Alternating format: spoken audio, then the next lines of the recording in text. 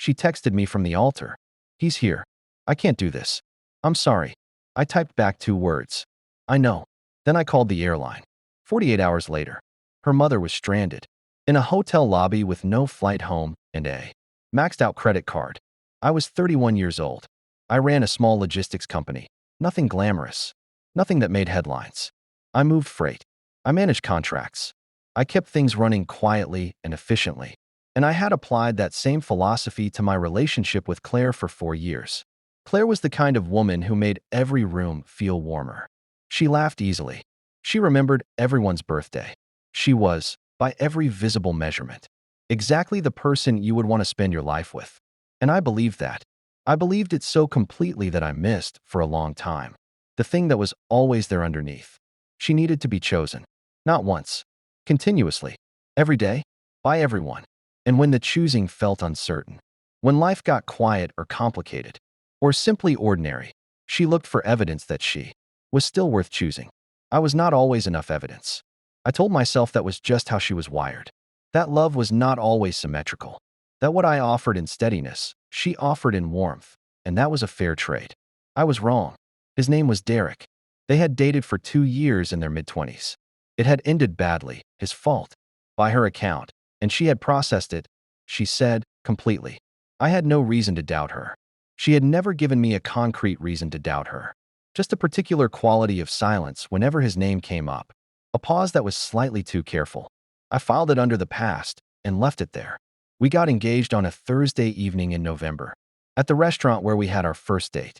It was not a surprise to either of us. We had talked about it for months. The ring was one she had pointed to in a window 18 months earlier, and I had gone back the next day and put it on layaway. When I gave it to her, she cried in a way that felt real. I believe it was real. I believe she meant every part of it in that moment. The wedding took 11 months to plan. I paid for most of it. Not because she couldn't contribute. She had a good job. She made good money. But because her family came from a different financial situation than mine. And I didn't want the wedding to be smaller than she had dreamed because of a gap in resources. I booked the venue. I covered the catering deposit.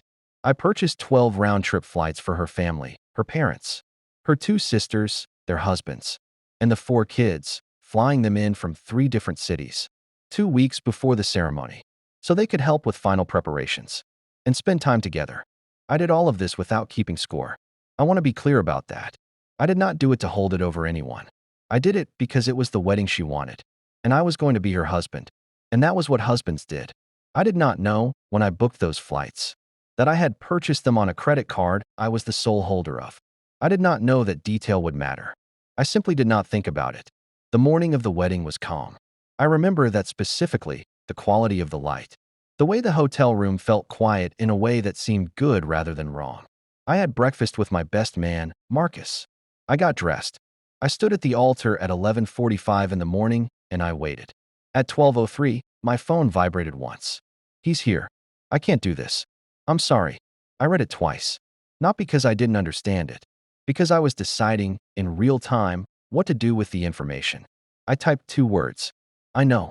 I turned to Marcus and said, quietly, "We're done here. Tell the officiant." Then I walked to the side room they had given me for the morning. Sat down, took out my phone, and called the airline. The 12 flights I had booked were on a single reservation. All under my name, all paid on my card. I explained to the representative that I needed to cancel all 12. She asked if I was sure. I said yes. She told me the refund would process within 7 to 10 business days. I thanked her and hung up. Then I called the venue coordinator and I canceled the catering. Then I called the florist. Then I emailed the photographer, not to be cruel, just because he deserved to know before he set up his second camera. I did all of this in approximately 25 minutes, still in my suit, sitting alone in a room with white walls and a mirror that showed a man who looked remarkably calm for what was happening. I want to explain something about that calm. It was not performance. It was not shock presenting itself as composure. It was something closer to recognition. Some part of me had been waiting, without knowing it, for a very long time. And when the thing you have been unconsciously bracing for finally arrives, the response is not always grief. Sometimes it is simply a kind of clarity, a decision tree that resolves itself with unusual speed. I decided to stop funding a life that was not going to happen. That was the decision. Everything else was just execution. Her parents did not know what had happened yet when the cancellation went through. They were still at the venue, confused, speaking in low voices with Claire's sisters, trying to understand the scene unfolding in the reception hall where 200 guests were quietly being told there would be no ceremony. Her father called me 3 times in the first hour. I did not answer, not out of anger.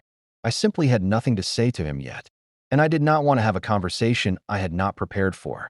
Her mother discovered the canceled flights the following morning, when she tried to check her booking confirmation and found it voided. She called me at 7:14 in the morning, and her voice was doing something complicated. It was angry, but there was something underneath. The anger that sounded almost like embarrassment. And I understood then that she had known more than she had told me. I answered this call. I let her finish speaking. When she was done, I said, "The flights were on my card. I canceled them. I'll give you the booking reference number, and you can rebook on your own account if you'd like." She said that wasn't the point.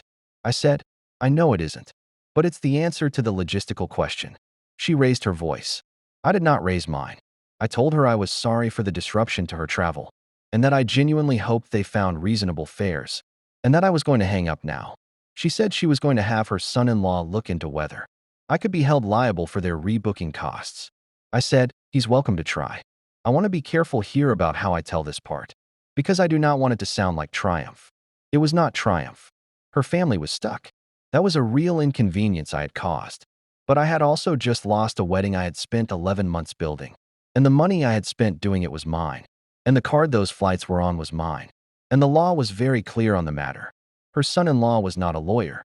He had looked things up online and arrived at a confident but incorrect understanding of my obligations. When his actual attorney, a friend, I was told, not a retained professional, reviewed the situation, the answer came back quickly. I had every right to cancel charges on my own card for services not yet rendered. There was no ceremony. There was no marriage. There was no contract that created an obligation to fund the travel of people whose family member had walked away. They ended up staying 4 extra days because the flights they could afford on short notice were not ideal. I heard this from Marcus, who heard it from a mutual friend. I did not reach out to verify it. I did not need to. Derek, I learned later, through the same relay of mutual information, had shown up at the venue not to stop the wedding. He had shown up, apparently, to watch it happen, to see if she would actually go through with it. Claire had seen him in the crowd during the processional, and that had been enough. That single sighting had been enough to end 4 years and 11 months of planning. I have thought about this more than I want to admit. Not with bitterness, with a kind of anthropological interest in what it tells you about what was real. Because here is what I know: she loved me. I do not think that was fiction, but she had never finished something else first. And unfinished things have a way of demanding to be finished, one way or another, on their own schedule. She sent me a letter 3 weeks later, handwritten, 6 pages.